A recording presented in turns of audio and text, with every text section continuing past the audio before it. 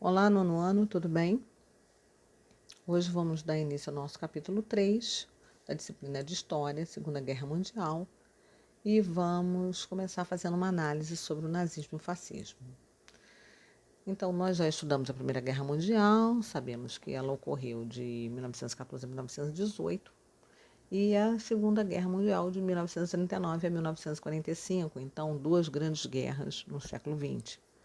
Então, a Primeira Guerra matou cerca de 9 milhões de pessoas, deixou milhões de pessoas mutiladas.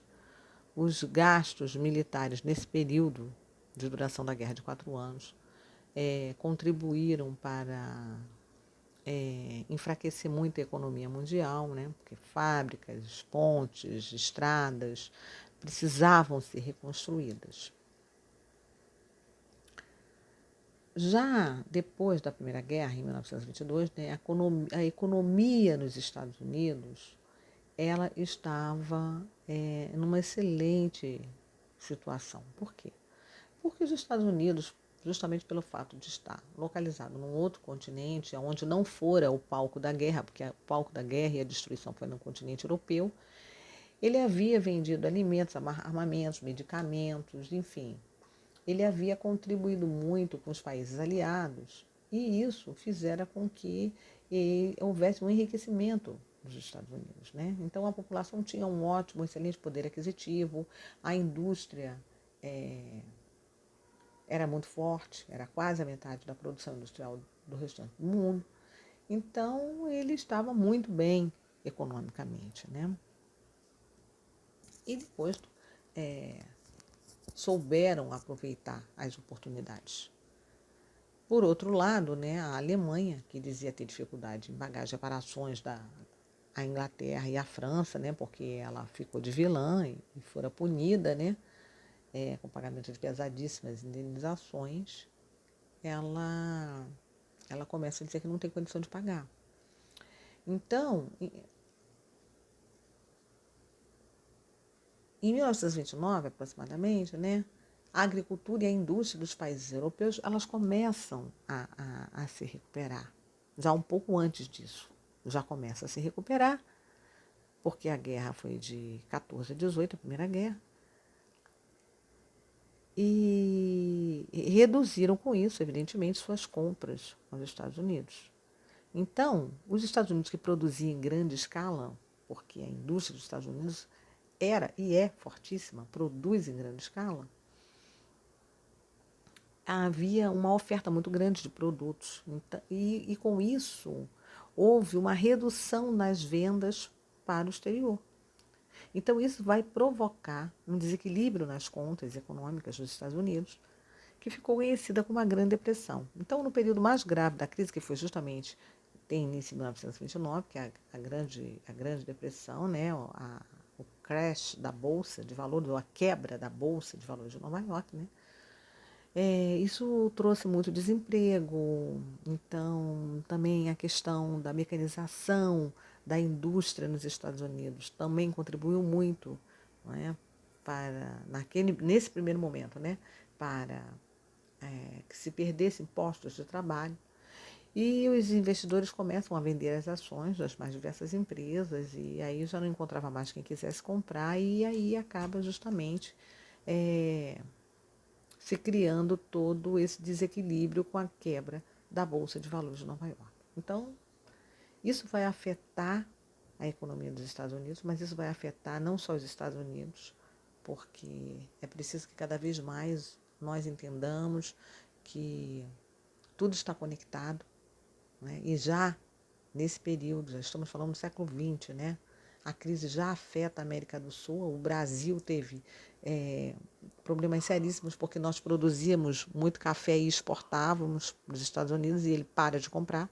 A Argentina também, que exportava carne bovina, também vai ter problemas na sua economia seríssimos, né? Quem não vai sofrer muito é a União Soviética, porque ela tinha uma economia controlada pelo governo independente desse sistema capitalista. Então vamos entender aqui o fascismo. O que é o fascismo? O fascismo é uma forma de radicalismo político autoritário, nacionalista, que vai ganhar destaque na Europa logo no início do século XX. Eram hostis ao socialismo, ao comunismo. Surge na Itália durante a Primeira Guerra Mundial por influência dos sindicatos, né? Tendo como líder Mussolini, que assume o país em 22. Os fascistas, né, tinham ações violentas, costumavam massacrar seus opositores e faziam uma espécie de doutrinamento nas escolas, né, com os jovens, né, para já implantar na cabeça desses jovens as suas ideias. Aqueles que não concordavam com ele, como os professores, por exemplo, muitos deles foram expulsos de seus trabalhos, das escolas, das faculdades, enfim. Todo um modelo totalitário, autoritarista, funciona dessa forma. E o nazismo, ideologia praticada pelo Partido Nazista da Alemanha, formulada por Adolf Hitler, que assume o poder em 1933, e estamos falando do século XX, né? E leva a Alemanha a adotar o nazismo até 1945, justamente quando termina a Segunda Guerra Mundial, né? Que ocorreu de 19 a 45, que é um período conhecido como Alemanha nazista ou Terceiro Reich. Na década de 20, os nazistas tornaram-se o maior grupo político da Alemanha, né? Violentos, criaram tropas de proteção, enfim. Esse período vai ser caracterizado por muito desemprego, muita inflação e cada vez mais esses militantes nazistas assumem o poder. Aí tem uma observação na apostila de vocês, né, que os ditadores modernos, né, aproveitam-se de crises para tomar o poder através de um golpe de Estado. Então, aqui a gente vai ter o fascismo e o nazismo sendo representado, vai se expandir pela Europa, né? Em Portugal você vai encontrar a presença também do fascismo, né?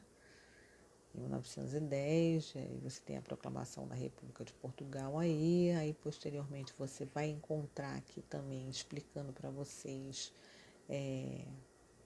que as dificuldades permaneceram, que houve a tomada através de um golpe militar, e Antônio de Oliveira Salazar, né, que ficou como ministro da Fazenda, e depois ele vai governar o país, né, aqui até 1968. Adota o fascismo também, a polícia prendia os opositores, as mesmas características. Interessante, é bom destacar a Revolução dos Cravos, que foi um movimento liderado por jovens militares que vão trazer de volta a democracia a Portugal. O fascismo já na Espanha tem a presença como liderança de Francisco Franco, que se rebela contra o governo republicano. O conflito termina com a vitória dele, né? E com a implantação de uma ditadura fascista, porque estamos falando aqui desse modelo de governo. O fascismo na Itália, ele também foi decorrente da insatisfação, né, gerada com a Primeira Guerra. Mussolini, né, que era chamado como Duce, é uma espécie de líder, né, ele assume o poder e vai proibir partidos políticos de oposição, vai fechar jornais, isso é uma característica dos movimentos ditatoriais, né? Fechar jornais, querer limitar a imprensa, a liberdade de expressão. E também vai massacrar seus opositores. Ele também assina o Tratado de Latrão com a Santa Sé, então vai conceder ao Vaticano a condição de Estado Pontifício, né? Independente, vai indenizar a Igreja Católica pelos territórios que dela foram tomados. Então, essa é uma das medidas adotadas por ele. Ele introduz a Itália na Segunda Guerra Mundial, ao lado da Alemanha e do Japão, e os países aliados vão invadir a Itália durante a Segunda Guerra Mundial, e aí então ele é preso, deposto, enfim. Esses líderes sempre têm um fim normalmente voltado para o trágico, né? Ele tenta fugir para a Suíça, mas acaba sendo capturado e é morto junto com a esposa e com outros líderes que aderiram ao seu movimento. Bom, como exercício para casa, vamos fazer o número 5, da questão número 1 à questão número 23. E como atividade devolutiva número 1, eu quero uma pesquisa mais detalhada sobre o fascismo na Itália, tá bom? Um ótimo estudo para vocês.